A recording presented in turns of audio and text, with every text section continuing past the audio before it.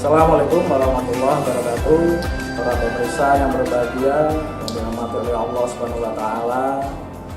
Alhamdulillahirabbil alamin. Wassalatu wassalamu ala asrofil anbiya'i wal mursalin sayyidina wa maulana Muhammadin wa ala alihi washabbihi ajmain. Rabbi shrah li sadri wa yassir li amri wahlul 'uqdatam min lisani yafqahu qawli, amma ba'du.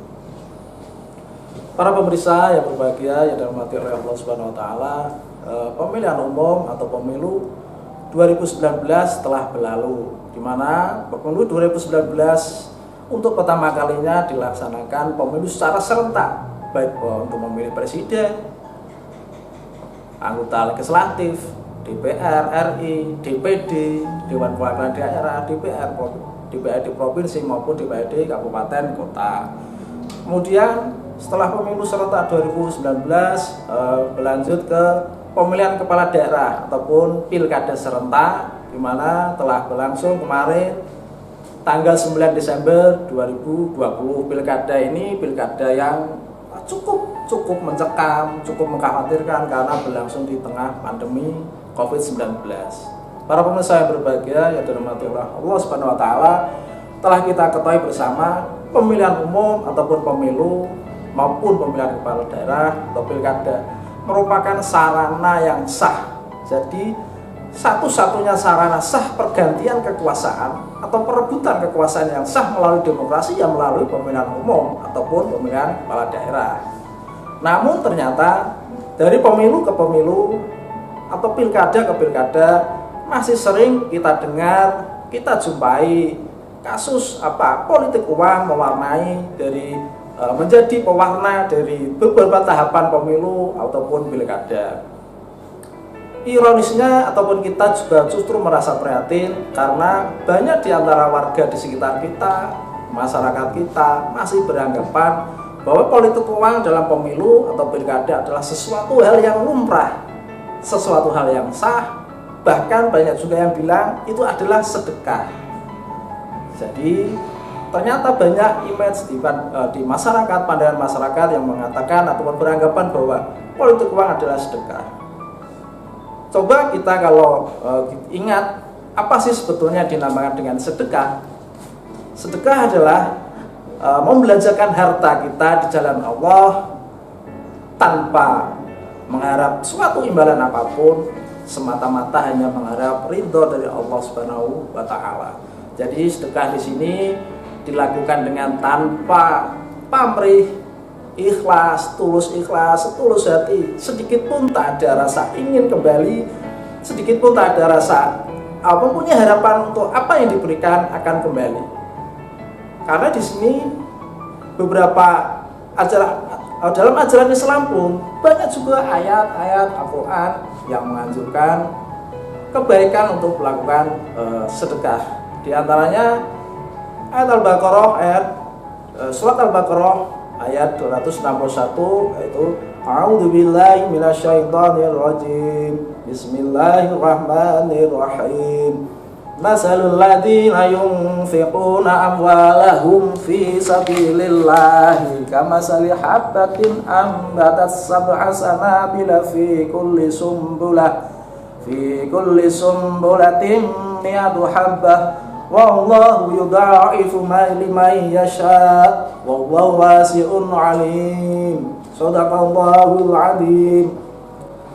Perumpamaan orang yang menginfakkan hartanya di jalan Allah seperti sebutir biji yang menumbuhkan 7 tangkai. Pada setiap tangkai ada 100 biji. Allah melipat gandakan bagi siapa yang Dia kehendaki, dan Allah Maha luas lagi Maha mengetahui.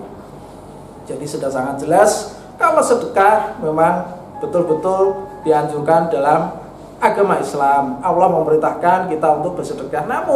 Namun harus kita ingat kembali lagi, sedekah harus betul-betul tanpa embel-embel ataupun tanpa sedikit pun pamrih bahwa pemberian itu akan kembali. Jadi kita memberi dengan tidak berharap ingin mendapatkan sesuatu, ya. Itulah yang namanya sedekah. Ada juga kaitan sedekah ini hadis yang sangat populer. Hadis Rasulullah yang sangat populer, al-yadul ulya khairum minal yadis sufla. Tangan di atas ada lebih baik dari tangan yang di bawah. Ini artinya tangan di atas juga kaitannya dengan pihak yang pemberi. Pihak pemberi ataupun pihak orang yang bersedekah. Nah, kemudian kalau kita tarik benang merah antara sedekah dengan politik uang, apakah sama? Coba kita lihat dalam cerita-cerita ataupun dalam hajatan pemilu baik pilkada, praktek-praktek politik uang ini diberikan, tentu dia mempunyai harapan. Para peserta pemilu, para peserta pilkada, dia memberikan misalkan uang ataupun materi lainnya, sembako misalkan. Bisa jadi di dalamnya banyak kita jumpai ada gambar, ada nomor urut dan sebagainya. Yang tujuannya apa? Dia itu memberi, namun dia mengharapkan agar dia dipilih sesuai keinginan dia. Artinya ini jauh dari arti dari sedekah itu sendiri. Jadi sangat jelas pemberian ini pemberian yang kaitannya untuk ada kembaliannya yang bermanfaat bagi dirinya, kaitan sebagai peserta pemilu ataupun peserta pemilihan kepala daerah. Jadi saya kira ini suatu hal yang justru bertolak belakang antara pemberian sedekah menurut Islam yang tanpa pamrih hanya mengharap ridho dari Allah Subhanahu wa taala, dengan politik uang dia memberi sesuatu tapi berharap keuntungan. Dan praktek-praktek politik uang ini menurut ajaran Islam lebih atau masuk ke kategori dia bisa disebut atau dapat dikategorikan sebagai riswah ataupun suap. Riswah adalah memberikan sesuatu dengan berharap dia akan mendapatkan suatu manfaat. Jadi ya ini tadi, para peserta pemilu, para peserta pilkada memberi selembar uang misalkan, di situ kita ada gambarnya, ada nomor urutnya, dipilih supaya dia terpilih sesuai keinginan dia. Artinya bisa dikategorikan sebagai riswah ini tadi. Jadi memberikan sesuatu baik itu uang ataupun hadiah ataupun materi sebagainya dengan iming-iming ataupun dengan dia mempunyai tujuan supaya dia mendapatkan keuntungan ataupun kemanfaatan dari apa yang sudah diberikan.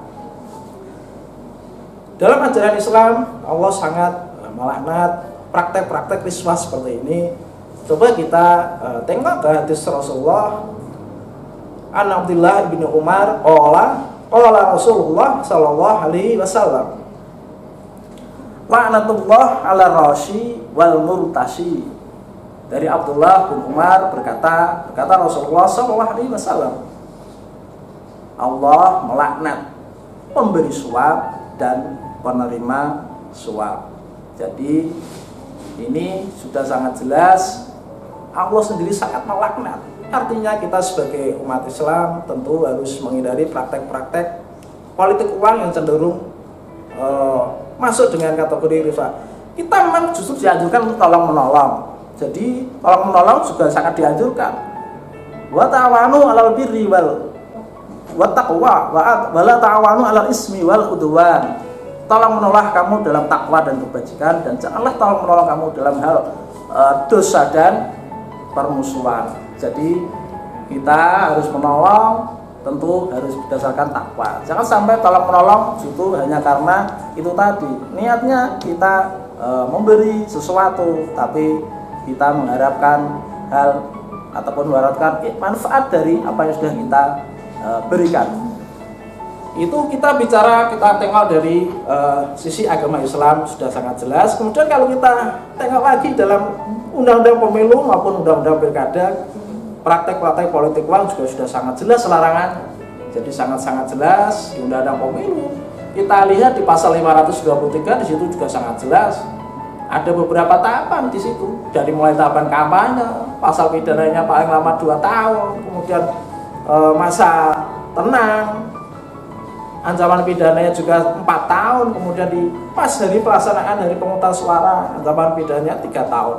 Kemudian di Undang-Undang Pilkada, Undang-Undang 10 2016 di situ juga diatur sangat jelas di pasal 187A bahwa pihak seseorang yang memberikan uang ataupun menjanjikan, hanya sekedar menjanjikan materi atau uang lainnya, dia juga sudah terkena ancaman pidana paling singkat 36 bulan dan paling lama 72 bulan. Ini pun masih ada denda paling sedikit 200 juta, paling banyak 1 miliar rupiah.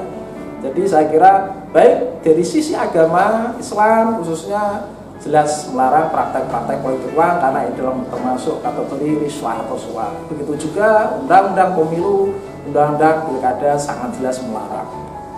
Para pemirsa yang berbahagia yang dirahmati oleh Allah Subhanahu wa taala, kalau sekarang kita sudah tahu bahwa ternyata politik uang adalah termasuk riswah atau suap, masihkah kita mau untuk melakukannya? Semoga apa yang kita sampaikan, apa yang saya sampaikan di sore hari ini memberi manfaat, membawa manfaat bagi kita semua. Dan semoga kita semua dapat menjalani ibadah puasa di bulan Ramadan ini beserta ibadah sunnah yang lainnya, baik sholat tarawih, tadarus, qiyamul lail, sehingga kita benar-benar pada akhirnya dapat menjadi pribadi yang lebih baik, menjadi hamba yang benar-benar bertakwa pada Allah Subhanahu wa taala. Wallahu muwaffiq ila aqwamit thoriq. Wassalamualaikum warahmatullahi wabarakatuh.